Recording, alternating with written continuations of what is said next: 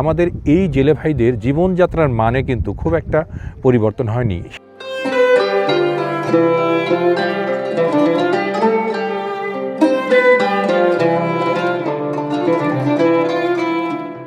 তো ফিরে বলতেছে আমি তোমাকে 1000 টাকা দিব, তো টিকিটের টাকা 1200 টাকা দিব, আর বাকিগুলো আমার পকেট থেকে দিতে হবে। তো আমি কিভাবে যাব?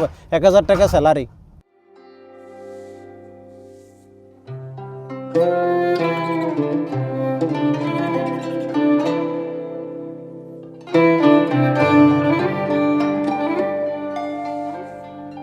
জীবন জীবিকার জন্য দেশেও একসময় কঠোর পরিশ্রম করেছেন, ভেবেছিলেন বিদেশে এসে সেই দুঃখ ঘুঁচবে, জীবনটা একটু আরামের হবে, অন্তত শরীর স্বাস্থ্যের যত্নটা নেওয়া যাবে, ভালো খাওয়া পড়া হবে।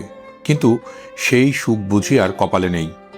নেই সেই সাগর, নোনা জল, জাল নৌকার সাথেই আছেন বাংলাদেশের উপকূলীয় অঞ্চল থেকে পারস্য উপসাগর তীরের এই দেশটিতে আসা হাজারো মানুষ। মুক্তি মেলেনি তাদের।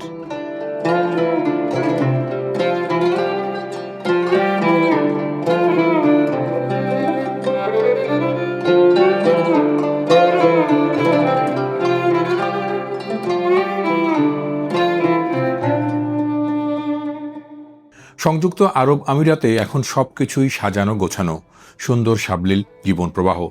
মরুভূমির বুক চিরে কাছে দূরের সব শহরেই চলে গেছে বড় বড় প্রশস্ত মহাসড়ক। তার দুই পাশও এখন আর খুব একটা মরুময় নেই, বরং বছর বছর নতুন শহর হচ্ছে জায়গায় জায়গায়। এই যে আজ আমরা দুবাই থেকে রাস আল খাইমার দিকে যাচ্ছি, সে রাস্তাতেও একই অবস্থা। নতুন নতুন শহর আর ভবন উঠছে খুব দ্রুত। আগে যে প্রকৃতি রুক্ষ শুষ্ক ছিল, আজ তার দিকে তাকালেও অবাক হতে হয়, চোখ জুড়িয়ে যায়।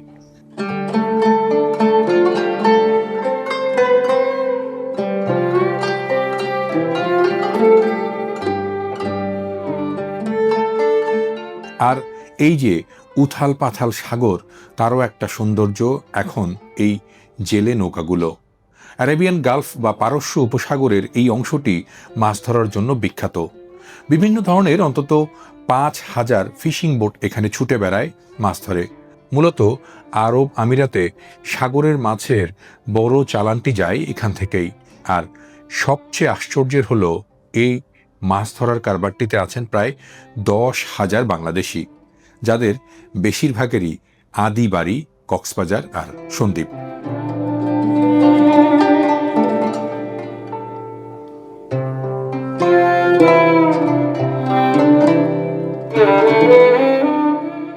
আপনার এই যে এখন এখানে যে কাজ করেন বিদেশে, আপনার যে আয়, সেটা থেকে কত টাকা সেভ করে মাসে মাসে পাঠাতে পারেন? ধরুন 1000 টাকা বেতন পেলে কত টাকা থেকে?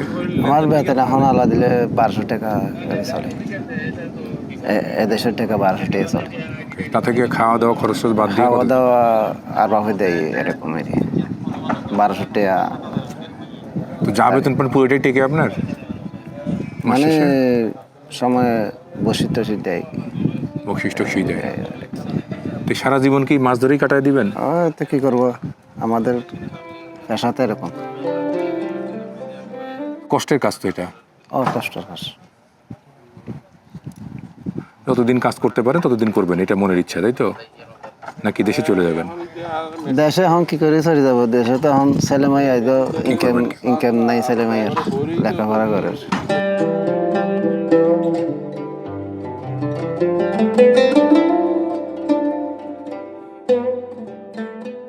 রাস আল খাইমায় এই সাগর তীরে বাংলাদেশিদের জেলে হওয়ার গল্পটি আজকের নয়, এটা বহু বছরের পুরনো।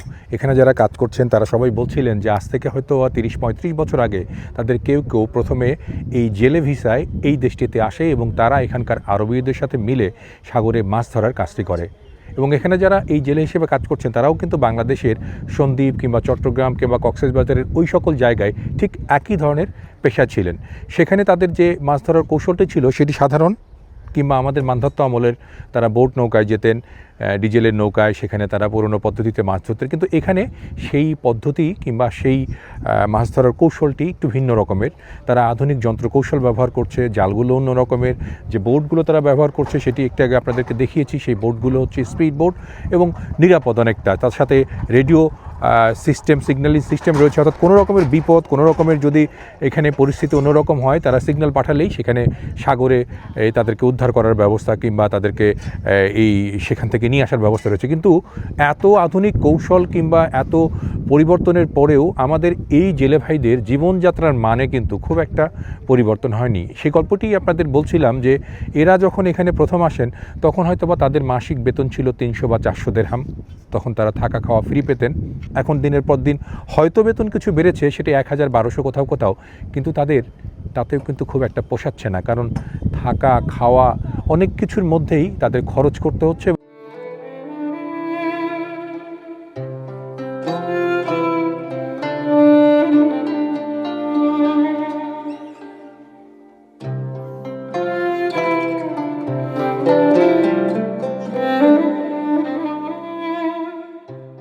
সাগরে এই মাছ ধরাটাই কিন্তু একসময় ছিল এই আরবীয়দের মূল পেশা।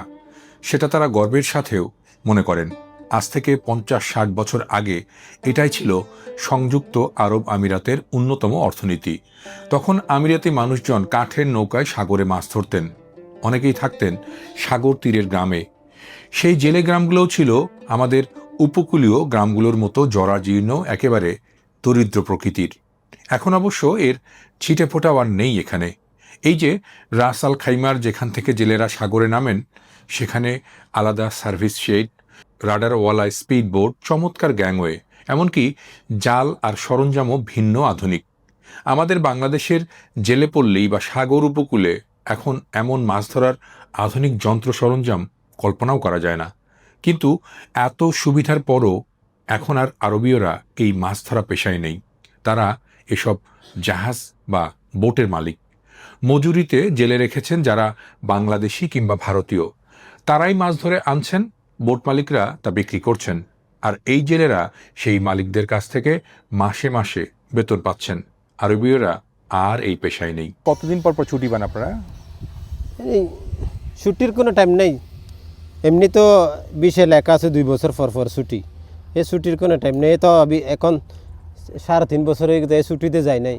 আমার এখন 2.5 বছর হয়ে গেছে ছুটিতে যায় নাই। তো ছুটির কোনো টাইম নেই, সময়ের অভাব, টাকা পয়সা, পরিবারের এই রোজগারের জন্য এরকম বিপদে পড়েছে।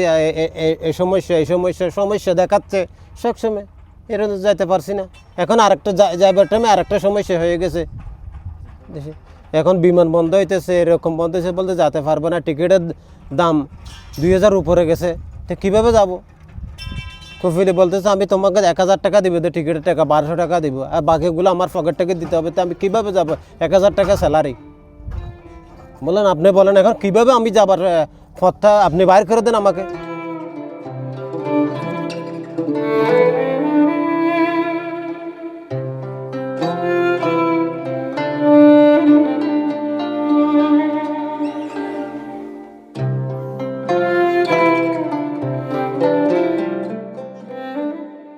এক কাজ করতে আর কত ভালো লাগে। হতাশার জায়গাটি এখানেই।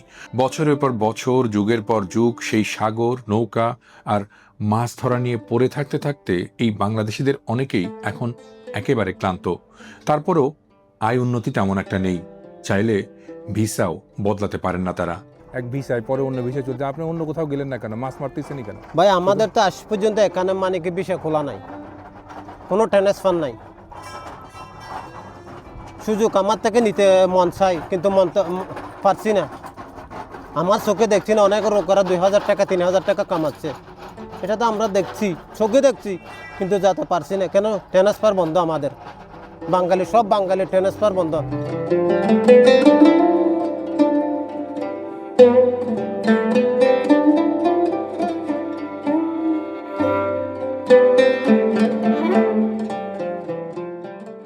সাগরের 10-12 কিলোমিটার গভীরে গিয়ে মাছ ধরা, কখনো 2 বা 3 দিনও থাকতে হয় সেখানে। কিন্তু এখানে স্বস্তির হলো দুর্ঘটনার ঝুঁকি একেবারেই কম। বোটগুলো আধুনিক, এতে আছে স্যাটেলাইট রেডিও, সংকেত পাওয়ার বিশেষ যন্ত্র আর রেস্কিউয়ের সর্বাধুনিক পদ্ধতি। তাই সাগরে ঝড় উঠলেই জেলেদের বিপদ থেকে নিরাপদে নিয়ে আসা হয় তীরে। তো এখন যে বিষয়টি হচ্ছে যে তারা চাইলেই কি এখানে দুবাই কিংবা শারজায় কিংবা রাস আল খাইমায় তাদের পেশা পরিবর্তন করতে পারবেন, ভিসা পরিবর্তন করতে পারবেন, সেটিও জিজ্ঞাসা করেছিলাম। তারা বলছেন যে না, সেটি সম্ভব নয়, কারণ তারা যে পেশায় এসেছেন, যে ভিসায় এসেছেন, তা কোনোভাবেই এখন আর পরিবর্তন করা সম্ভব নয়।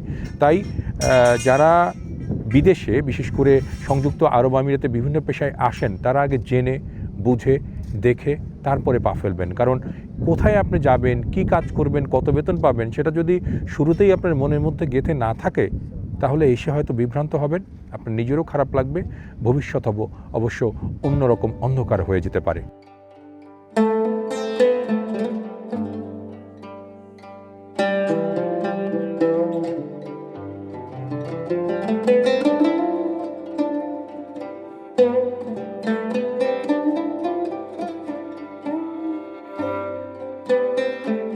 দুবাই বিশ্বের অন্যতম ধনী শহর।